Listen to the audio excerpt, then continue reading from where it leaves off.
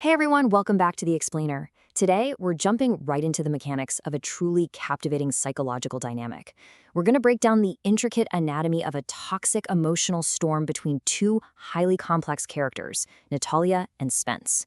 We'll be digging into the behaviors, the intense internal struggles, and honestly, the profound cost of loving someone who thrives on inconsistency. Okay, let's dive into this. Natalia is the emotional storm Spence must escape in order to reclaim peace. I mean, that really sets the stakes for everything we're about to unpack today, doesn't it? Because we aren't just looking at a simple story about a bad breakup or some minor disagreement here. No, this is a full-on psychological thriller of a relationship. It's a profound struggle for emotional survival, where the stakes are literally Spence's mental well-being, his sanity, and his overall self-worth. Section 1. The illusion of connection. You know, almost every toxic dynamic starts off looking, well, like a flawless, genuine match. It sets this baseline of trust that makes the manipulation later on so incredibly effective. So let's look at Spence, our emotional lens for the story. He's a fundamentally secure, grounded partner. When he enters this relationship, he is deeply loyal and completely emotionally all in. He's hopeful, he's patient, and he genuinely believes in building a true emotional partnership. The source material makes it super clear that Spence isn't toxic or trying to be controlling. He simply wants honesty and consistency from someone he cares about, and he's totally willing to put in the work to keep them close. And this brilliantly illustrates the core conflict that completely traps him. At the very beginning, you have this beautiful illusion. Natalia is charming, warm, emotionally available. She makes Spence feel totally seen and uniquely chosen. It feels so real. But then, reality sets in. Her behavior takes this jarring, dramatic turn. She suddenly flips into being secretive, wildly inconsistent, and just entirely avoidant the second any conflict pops up. That initial warmth is completely replaced by this incredibly confusing distance. Which brings us to Section 2, Anatomy of the Emotional Storm. So how exactly does Natalia engineer this shift? Let's break down the actual step-by-step tactics she uses that make her behavior so unpredictable and destabilizing for a secure guy like Spence. We can really map this out as a repeating manipulation cycle. Step 1, she pulls away. She gets super distant, incredibly selective with her texts, and maintains strict secrecy about where she is. Naturally, Step 2, Spence tries to address it, and she completely avoids accountability. She redirects blame, feeds him half-truths, and minimizes his perfectly valid concerns to make him question his own reality. Finally, Step 3, if Spence actually starts to pull back and she senses her control is slipping, she rapidly escalates the situation emotionally. It is just a perfect recipe for inducing deep emotional confusion. So the crucial point is understanding what's actually driving this sudden escalation. We're talking about emotional deflection and love bombing. When Natalia gets confronted, she instantly becomes highly defensive or sarcastic. But the source material notes that right beneath all that defensive armor is a profound fear of abandonment and losing emotional control.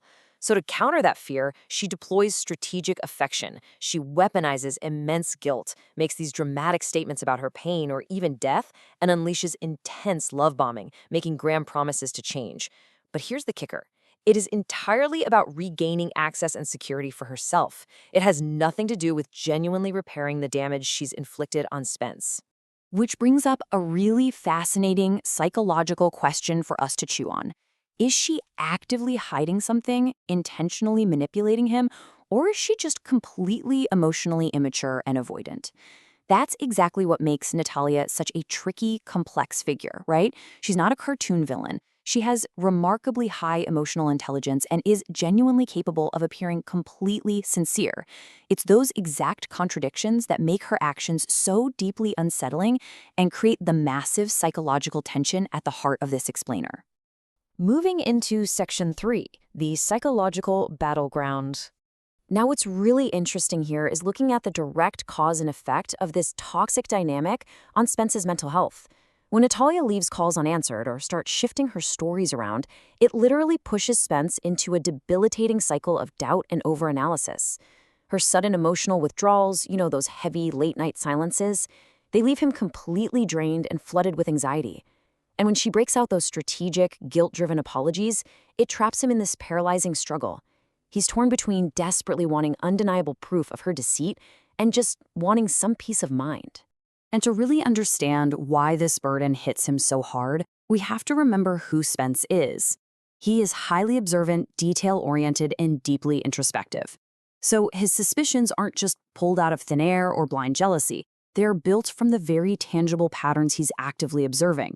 He notices the screened calls, he tracks the changing explanations, but because his brain works this way, his greatest cognitive strengths effectively weaponize his own mind against him.